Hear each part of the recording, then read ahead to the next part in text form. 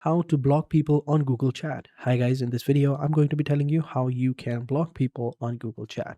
So let's get into it. So over here, as you can see, this is the person I want to block.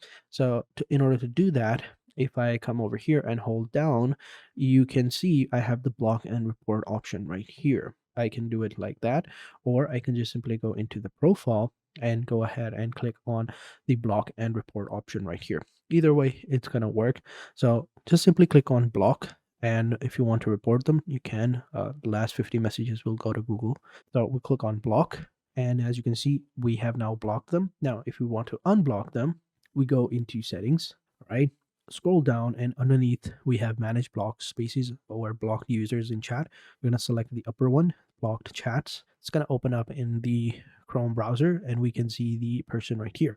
Now in order to unblock them, we just simply hit the cross button, and now they are unblocked and we can see the chat right here. So that is how you do it. That is how you block people on Google Chat. So thank you guys for watching, and until next time, take care and goodbye.